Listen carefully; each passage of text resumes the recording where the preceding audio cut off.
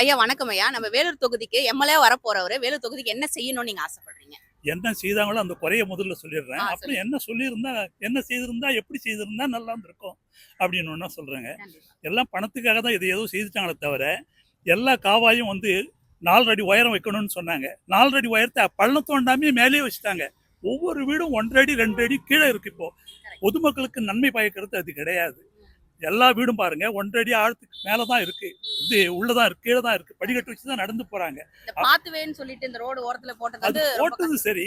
ஆனா சதுரமா போட்டு கேப் போட்டு வட்டமா ரவுண்டு போட்டு மேல மூடுறாங்களா அது சரி கிடையாது. ம். சதுரமாவே போட்டிருக்கணும். வட்டமா போட்டிருந்தா வட்டமா போடணும். சதுரமா போட்டிருந்தா சதுரமா போட்டிருக்கணும். பாருங்க இங்கேயே பாருங்க நீங்க சதுரமா போட்டிருக்க கேப் இருக்கு. அதனால செங்கல் வச்சு அடைக்கிறாங்க. அந்த செங்கல் காலப்போக்கில் வீணா டேமேஜ் ஆயிடுது. எலி எல்லா இடத்துலயும் இப்போ நீளத்துக்கு எலி தான் இருக்கு. நல்லா சேஃபா வாழுதுங்க. ம். ஒரு பைப் வழியா ஏறி வீட்டுக்கு வந்துருது. இப்போ முன்னையாவது ஓப்பனா இருந்தது, வெளியே போயிடும்.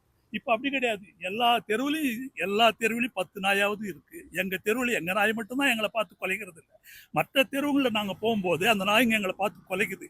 ஒரே ஒரு லேடி மட்டும் என்ன கொண்டாந்து போடுறாங்கன்னு தெரியாது. அந்த ஸ்கூட்டரை பார்த்த உடனே பின்னாடியே ஓடுதுங்க. ஏமா ஒன்னா நாய்கள்லாம் உங்க தெருவில் வச்சுக்கோ, இல்ல உங்க வீட்டாண்டு வச்சுக்கோ. அதை விட்டுட்டு ஒவ்வொரு தெரு மணிலையும் கொண்டாந்து நீ போடுற. அதனால அது உங்களை பார்த்தாதான் கொலைக்காம இருக்குது. உங்களை பார்த்து ஓடி வருது. கரெக்ட்டா நீங்க சொன்ன மாதிரி நம்ம தெருவுல இருக்கிற நாய் வந்து நம்மள பார்த்து குலைக்கிறது இல்ல. இதே நம்ம அடுத்த தெருவுக்கு போகும்போது அது நமக்கு பாதிப்பா தான் இருக்கு. நமக்கு பாதிப்பா இருக்கு. கண்டிப்பா. அதனால அந்த உணவு நீங்க போடாதீங்க. உங்களுக்கு யார் கொடுக்குறாங்க? மெடிக்கல் ஷாப்ல யாராவது கொடுக்குறாங்களா பணத்தை? எதுக்காக நீங்க கொண்டாந்துக்கிறீங்க? அநேகமா நினைக்கிறேன் இந்த மட்டன் ஸ்டால் இருக்கு இல்லையா, அங்க போடுற கழிவுகளை தான் அவங்க ஏதோ செய்து கொண்டு வந்து போடுறாங்க. இல்லைங்க, நானே 50 ரூபாய் கொடுத்து வாங்கிட்டு தான் போடுறேன் அப்படின்னு உங்களுக்கு என்ன மக்கள் அவ்வளோ உங்களுக்கு தகர அந்த எத்தனை கழிவுங்க நடுத்தோட்டில் நடந்து போறாங்க. அவங்களாம் இப்போ சாப்பாடு போடுங்க. நாய்க்கு போட்டு எங்களெல்லாம் விரோதி சம்பாதிக்கிறீங்க. வாட்ஸ்அப்ல எவ்வளோ பேர் போடுறாங்க. குழந்தைங்களை பார்த்து கொலைக்குது, கடிக்குது, துரத்தி கடிக்குது. இதெல்லாம் பார்த்துக்கிட்டே இருக்கிறோம். இதுக்கெல்லாம் தீர்வு காணும். ஒன்று, நாய்களை ஏதாவது பண்ணணும். முதல்ல இந்த சிஸ்டம் ஸ்மார்ட் சிட்டின்னு கொண்டு வந்தது ரொம்பவே மோசமான ஒன்று.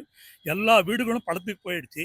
எல்லா எலிகளும் அது உள்ளதான் வாழுது. அதெல்லாம் பார்க்கும்போது எனக்கு சங்கடமா இருக்கு. சரி, இங்க ஏதோ ஒரு பிட்டு போட்டாங்க. இந்த பிட்டு போட்டவங்க ஏன் முருகன் டாக்கீஸ்க்கு முன்னாடி பார்த்தீங்கன்னா போகவே முடியாது தெருவில். ஏன் அதை போடலை? 1வது தெருவில் எண்டில் பார்த்து போட்டாங்க. காவா கட்டினாங்க. வெறும் மண்ணை தான் கொட்டி வச்சிருக்கிறாங்க.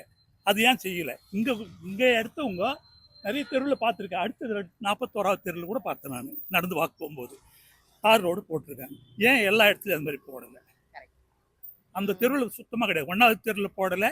அப்புறம் முருகன் டாக்கீஸ் முன்னாடி வர்ற அந்த ரோடு ஃபுல்லாகவே டேமேஜ் ஆகிருக்கு. எங்களால் காரே ஓட்டி போக முடியல, ஸ்கூட்டரும் ஓட்டி